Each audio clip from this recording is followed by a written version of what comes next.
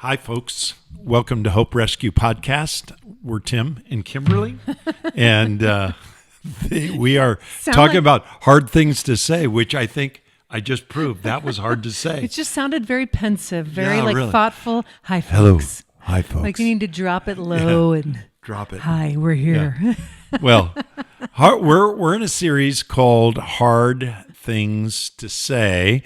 We talked about last time I'm sorry and why that's hard to say, and if it's done right at least.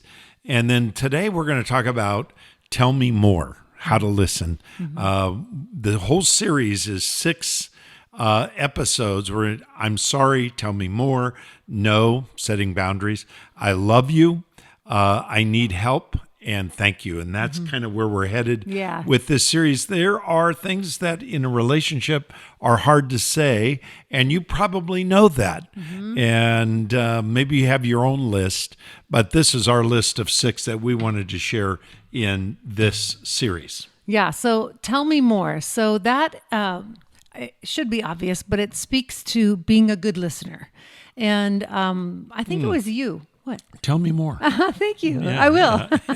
I was just going to quote you because one of the things that you've said since I've known you is there. It's a Tim Scott quote. And we've said it before on this podcast, but being heard is so close to being loved. For most people, they can't tell the difference. Yeah. In other words, to have someone who is intently curious and wants to hear what you have to say. It's powerful. It's powerful, and you feel loved by being in that space that's been created of safety to actually be heard, where you can process. It's a powerful thing. And there's a great passage in Philippians 2:3. It says this: "Do nothing from selfish ambition or conceit, but in humility count others more significant than yourselves. Let each of you look not only to his own interests, but also to the interests of others." So just that foundation right there, being a listener. Okay, don't listen from a selfish place of ambition or because of conceit, like, oh, I want them to confide in me. How easy is that? Yeah. And to come into it with humility, counting that other person more significant than yourself, and just being in that space. Like I said, it's creating a space of safety for someone. And we've been in those situations where you feel like you can process, and you don't necessarily need someone to fix your problems, but you just need to be able to be heard. Yeah, I think it's what we might say is counterintuitive. So when you think about how the intuitive process of a conversation is to get out what you want to say. Now, some people, they don't talk, but they also don't listen. Right. So just because you're not talking doesn't mean you're listening. That's a good point. But there are people that are maybe shy, or they don't have a lot to say, or for whatever reason are afraid to speak. Dissociated. Don't care, And then Zoning out. there are people that care who don't feel comfortable talking for whatever reason. But when you're in a relationship with somebody like ours, we're both talkers. Yes. I am a person who likes to talk, and I have more words than 10 other people, maybe. But I know that it's hard for me to stop and to listen. Even on our podcast, we talk over each other, and I do it all the time. I don't like it about myself. I guess I could improve a little bit, but I'll never be the greatest listener. And I know people who are. They just immediately ask questions like, how was your weekend? How did you do with this? Or what are your thoughts about that?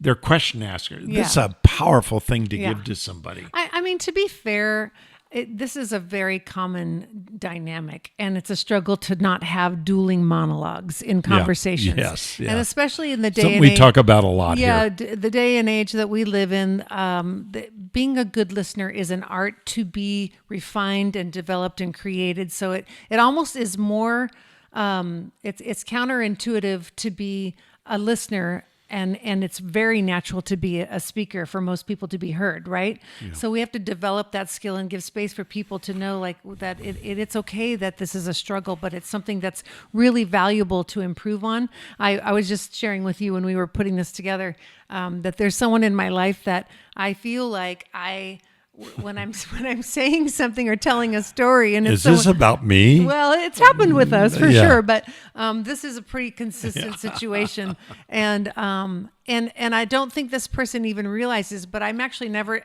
allowed to finish a thought before they will actually finish a story incorrectly or a sentence incorrectly for me in their desire, I believe, to stay relevant and connected. But it feels like you can be shut down, and almost like it like your voice really doesn't matter. And so it's if it's something that you struggle with, and we certainly do too. We're not saying it's us and them.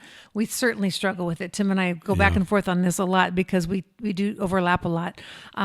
It's just really important. It's one of the most loving things you can do is to listen well. Yeah, I love this verse in Proverbs 18:13. And actually I just in preparation for this, we found this verse, and I don't think I've ever thought about it again, but it says in Proverbs 18:13, if one gives an answer before he hears, that right there, convicting right there, it is his folly and shame. Yes. So folly and shame are accompanied with trying to answer somebody before they even give the question. I mean, I am so guilty of that. So that shame and folly, I think I'll go sit in the corner for a while. But, we were thinking about, we have all these grandkids. The oldest grandchild is 18. The youngest is just over one. Going to be 2 in a couple months. Yeah. So and then we have one coming. Yeah, we got one real coming. quick. But the little ones, now we love our grandkids because they are our grandkids. Absolutely. And they say inane, crazy, stupid stuff, and you just love listening to them. Because it's so cute. Now, we may not feel the same way about your kids. Okay? Just being real. But the reality is that when you're talking to a 2-year-old or a 3-year-old, yeah, some of it's at 2 it can be gibberish. Yeah. But between like 3 and 5, they can get on a little bit of a tangent telling a story, and you're just kind of hanging on for dear life, not knowing where it's going to go, and it requires being attentive, and because you love them, you're willing to like hang on for the ride. Right. But what's so powerful is in that story. For me, anyway, I've learned to ask questions like, "Well, why do you think that happened?" We have a grandson, Valor, who's just about 5. Yeah. Yeah. And he is really intelligent. Articulate. He's actually too intelligent for his He's smarter than age. all of us. Yeah. And he just, he comes up with stuff and you're just kind of like, what? What was that? But he doesn't really enjoy just watching. He wants to be interacting. Mm-hmm. He's a go-getter. He's a hard driving, go-getter. Mm-hmm. And, listening to him takes some effort. Yeah. Because he's really smart. He's smart and he moves fast through his conversation. Yeah. And yet, if you want a relationship with somebody, you have to adapt your listening skills to the person you're talking to. Yeah. So we have others who are not talkers, they're more quiet. Mm-hmm. And, we don't have a lot of granddaughters. Mm-hmm. We talk about our grandkids. We could say about our kids too, but we don't have a lot of granddaughters. But one of them is a teenager, precocious, just delightful. She's just artistic. I just love her to death. And you want to listen to her. She's that kind of, she's got kind of a popular appeal, I would say. Everything about her really nice. But anyway, that's the girls. But how do you listen well when this statement, tell me more, is a hard thing to say because it takes curiosity, number one. Mm-hmm. You have to be curious. Do you really care to hear what that person is going to say? Right. So are you curious about how your spouse's day went? Are you curious how your children's day went? Mm-hmm. Are you curious about your neighbor's life? Are you curious about people in your world that are going through things? Are you curious enough to say, tell me more? Right. Or do you not even want to hear it? Right. I think that's one thing. Then I think another aspect of tell me more is compassion. Yes. Do you have compassion? Are you are you too selfish and you're not looking at the heart of the other person? People, like we said, Kimberly mentioned this at the top, that being heard feels like love. And It is love. it is love. Yeah. Yeah. And so when you have compassion for somebody, they see that love, they know they're being heard. It's a really powerful gift to somebody to sit down with somebody who's really hurting, or sit down with somebody who's really celebrating and celebrate with them or hurt with them is a really powerful gift. It is. And then the third aspect that is really unique about Tell Me More, and maybe one of the reasons it's hard is because we have a tendency to be selfish. But if we have selfish love, selfless love, not selfish, but selfless love. So we're curious, we're compassionate, but we have selfless love. We go, this conversation is not about me or what I believe or what I want to say. This conversation is about you, and I want to hear what you have to say because I love you. It's really, really powerful. I mean, you think about that practically in any given conversation where someone's sharing their story or their perspective on something, how often we just naturally jump into what we relate about it.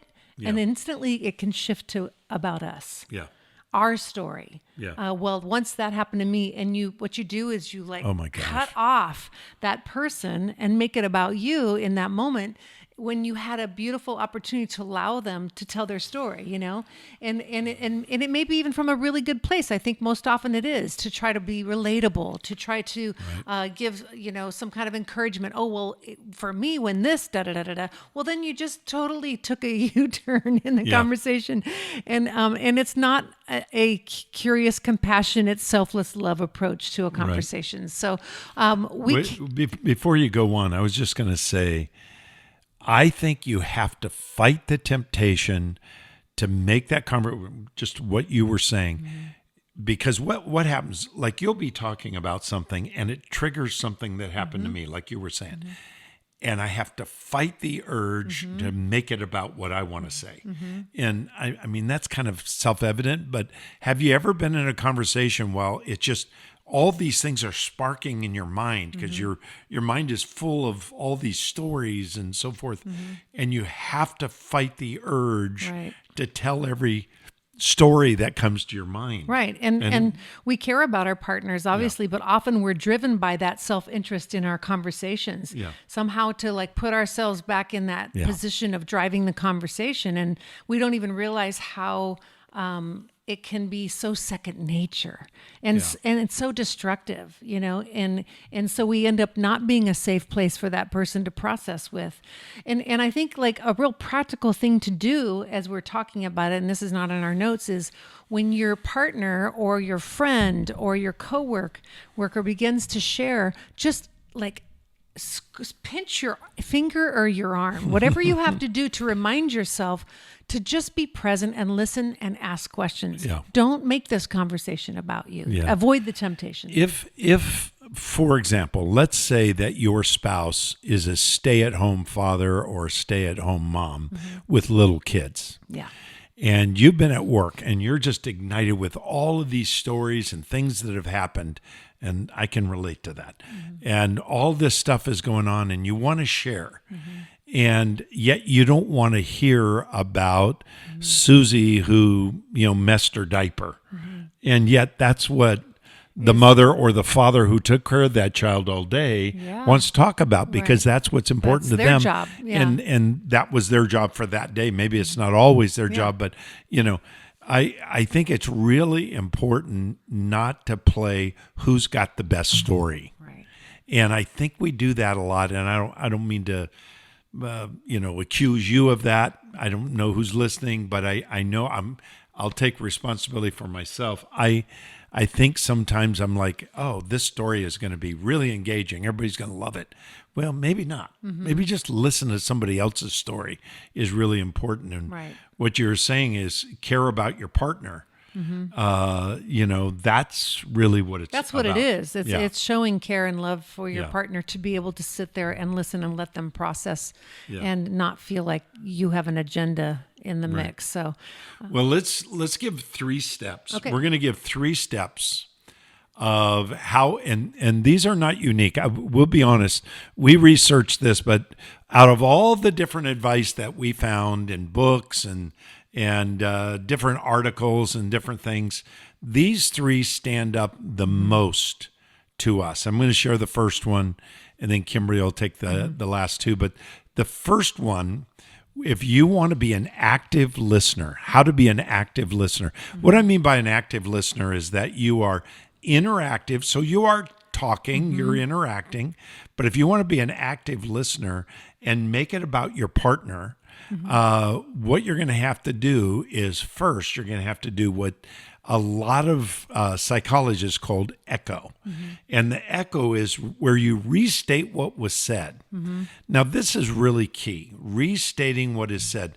Now, you can say that in a really rude fashion, like, so I did this, or I did, and you just got a tone in your voice that is sarcastic, Right. and That's that could not be good. rude, or you roll your eyes, or by the way you deliver it back, yeah, it can sound judgmental, and So- that's not the goal. yeah, and the goal is to actually restate what was said so that they know you're listening. Now, you may not restate it verbatim or word by word, word for word, but what you do is you restate it maybe in your own words, and that is a powerful tool to reach the heart of the person you're talking to, because they want to be heard. Right. And you're telling them by restating what you said, what they said, is you're telling them, I love you and I've heard you. Yeah. Really a powerful thing. Think about the conversations you've had over the last day or 2, or maybe this last week. And in those conversations, have you been an active listener, or have you just been, I think you mentioned this earlier, the kind of the dueling monologues, Yes. where you're just waiting for the person. I wish they'd just Stop shut talking up so I can get so in I can talk. words Right, edgewise. right. Yeah, I got something to say and you just won't stop talking.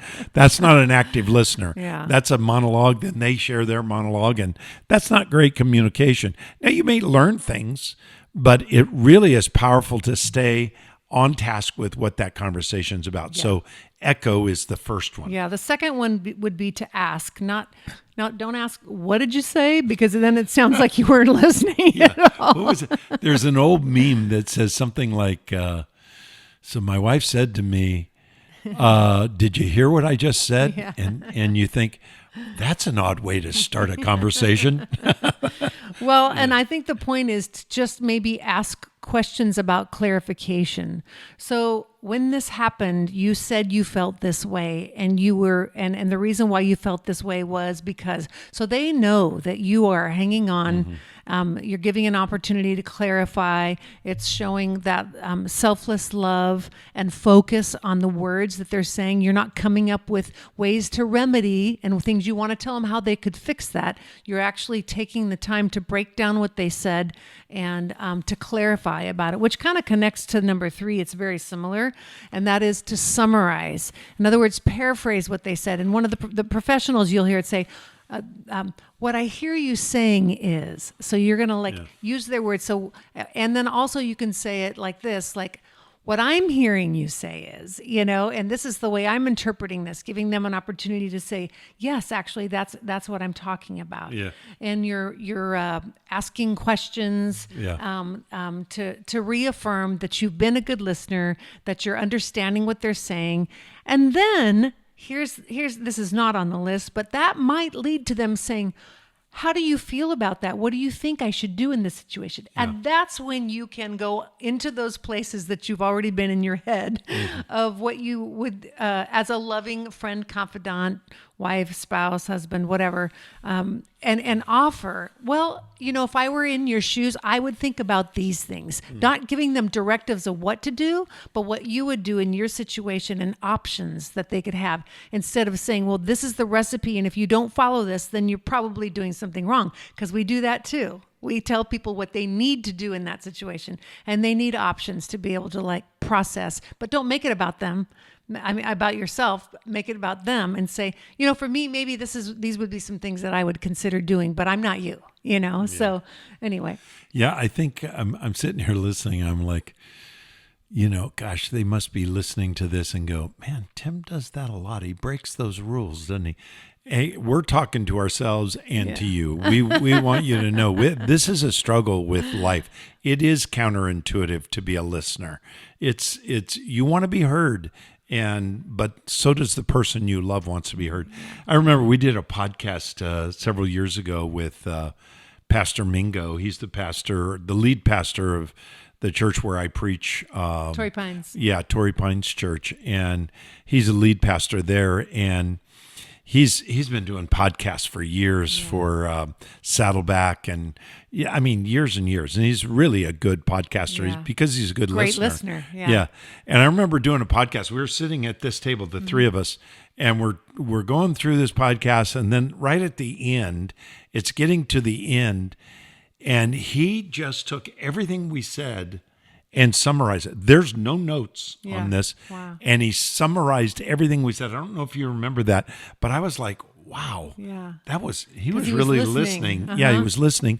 And he had the wherewithal to recall it just off the top of his head. And I was thinking, wow, that is really powerful. That's a trained, intentional listener. Yeah. That's a byproduct of being a trained intentional He's a listener. good listener. We have a too. few He's friends a good that pastor. are that way, that have, we always talk about after we have a meal with them or whatever, we feel a little bit guilty because we feel like we weren't asking enough questions because we were too busy answering questions they were asking, which is a very loving thing to do. But you kind of go away like, man, I feel like maybe I should have asked a few questions, but there's something beautiful in that, giving that to someone, giving them your time and your ears. Yeah. So if you want to be an active listener, one of the ways, and you really want to say, tell me more, and you really want to listen to what your partner says, echo, that is restate what is said.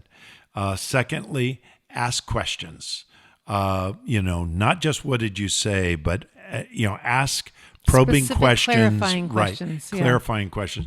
And number 3, summarize what was said. And I'm telling you, you will have better relationships for it. Yeah. And, everybody says, one of the biggest problems in marriage is communication. It's so true. Well, work on that. Echo, ask, and summarize. Yeah. I think it will help greatly. Hopefully this has been helpful for you. And, next week. It's been helpful for us. Next week, we're going to talk about one of the tough things to say is no. Yes. Now, my wife will say no to me about stuff, but, when we say talking about no is how to set proper, appropriate, healthy boundaries. Yeah. So we're going to talk about that next week. I hope you'll join us on Hope Rescue Podcast. Thanks for listening. Bye, guys.